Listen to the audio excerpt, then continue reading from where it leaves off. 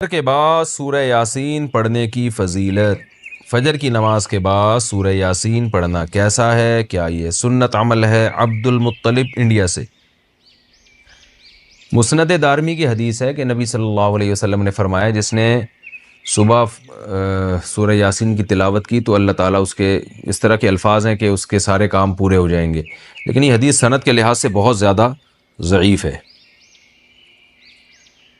فجر کے بعد کون سے کام کریں؟ فجر کے بعد ایک مسلمان کی کیا روٹین ہونی چاہیے؟ اس پر روشنی ڈالیں۔ ابو حنین کراچی سے۔ دیکھیں حدیث سے تو یہ بات ثابت ہے کہ فجر کے بعد کا وقت ذکر اللہ کا وقت ہے۔ آپ صلی اللہ علیہ وسلم نے ارشاد فرمایا کہ جو شخص فجر کی نماز کے بعد اسی جگہ جہاں نماز پڑھی ہے بیٹھے بیٹھے اللہ کا ذکر کرتا ہے یہاں تک کہ جب سورج ایک نیزہ بلند ہو جاتا ہے، اشراق کا وقت داخل ہوتا ہے، 2 رکعت پڑھتا ہے تو اللہ اس کو ایک حج عمرے کا ثواب عطا فرماتے ہیں۔ تو بہت سارے اسلاف اسی پر عمل کرتے تھے کہ فجر کی نماز کے بعد اللہ کا ذکر کیا کرتے تھے۔ یہاں تک فقہا نے لکھا ہے کہ فجر کی نماز کے بعد تلاوت کرنے سے بہتر ہے ذکر کرنا۔ تو اگر کوئی اس طرح تسبیحات نہ کر سکے تو پھر تلاوت کر لے، کیونکہ بہرحال تلاوت بھی ایک طرح کا اللہ کا ذکر ہی ہے۔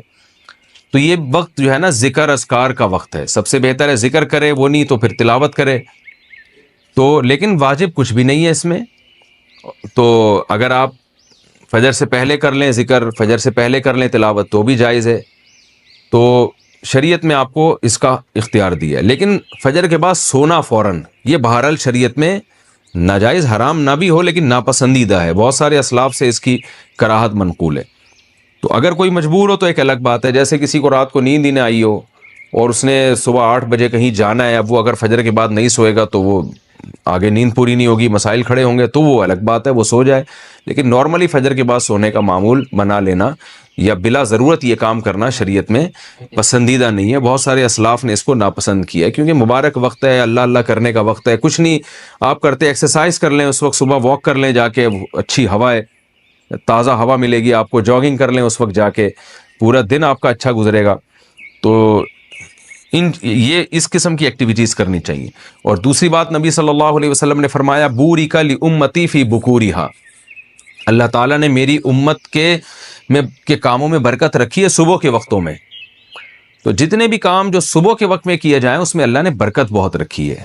تو اس میں ایکسرسائز بھی کی جا سکتی ہے، اس میں پڑھا بھی جا سکتا ہے، کاروبار بھی کیا جا سکتا ہے۔ لوگ کہتے ہیں ہم اس وقت کاروبار کیسے کریں، دکانیں بند ہوتی ہیں، تو بھائی کاروبار کی پلاننگ کر رہے ہیں اس وقت بیٹھ کے آپ، ٹھیک ہے، دکان نہ کھولیں، کوئی ہے ہی نہیں کسٹمر آپ کو۔ کراچی میں تو آپ صبح اگر بیٹھیں گے دکان کھول کے ایک بندہ بھی نہیں ملے گا۔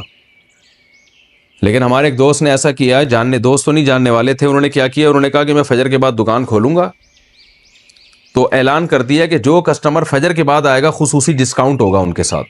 تو اس میں لوگ اس بہانے جلدی جلدی جانے لگے، تو وہ ان کا اتنا رش ہو گیا کہ ان کا اس طرح سے کاروبار میں جو نقصان ہو سکتا تھا اس کی تلافی اس طرح سے ہو گئی۔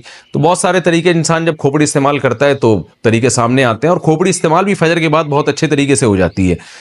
بلکہ سردیوں میں تو فجر سے پہلے آپ کو کھوپڑی استعمال کرنا شروع کر دینی چاہیے، کیونکہ سردیوں میں راتیں بہت لمبی ہوتی ہیں۔ تو یہ وقت جو ہے نا انسان کا دماغ بہت فریش ہوتا ہے اور اس وقت بہت اچھا سوچ سکتا ہے، پلاننگ بہت اچھی کر سکتا ہے۔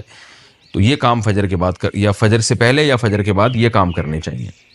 سورہ یاسین قرآن پاک کا دل کیوں؟ سورہ یاسین کو قرآن پاک کا دل کیوں کہا جاتا ہے؟ اس کی کیا وجہ ہے؟ شمائلہ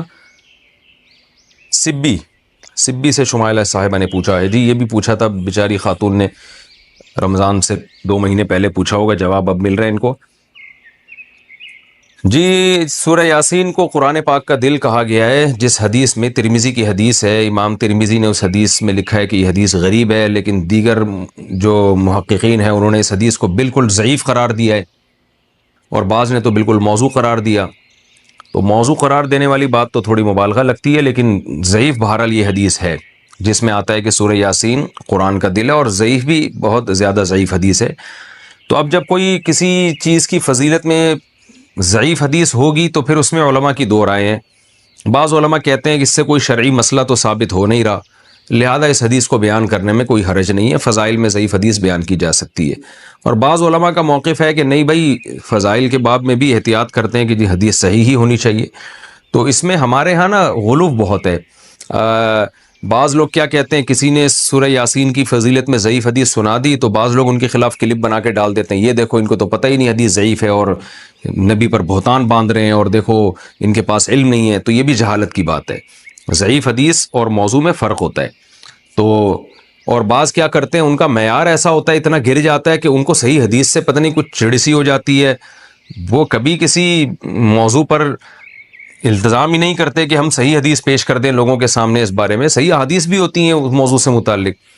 تو اس لیے اعتدال کی رائے یہی ہے کہ آپ کا جو موقف ہے آپ وہ بیان کر دیں اور دوسرے پہ طنز نہ کریں آپ. تو ہماری رائے یہی ہے کہ جب ہمارے پاس صحیح احادیث سے اتنی چیزوں کی فضیلتیں ثابت ہیں تو ہمیں ضعیف کی طرف جانے کی ضرورت نہیں ہے.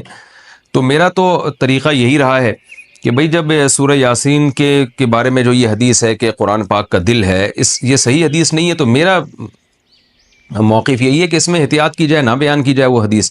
لیکن اگر کوئی عالم یہ حدیث بیان کرتے ہیں ممبر پہ سورہ یاسین کی فضیلت میں، تو ان پہ طنز نہیں کیا جا سکتا، کیونکہ کوئی شرعی مسئلہ نہیں بیان کیا جا رہا.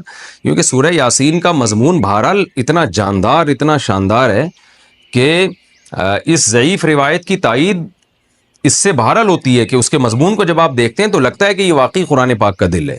اولم یر الانسان انا خلقناہ من نطفۃ فاذا هو خصیم مبین. نبی کے پاس ایک شخص جو ہے نا قبر کی بوسیدہ ہڈی لے کر آیا اور کہنے لگا اس میں جان کون ڈالے گا.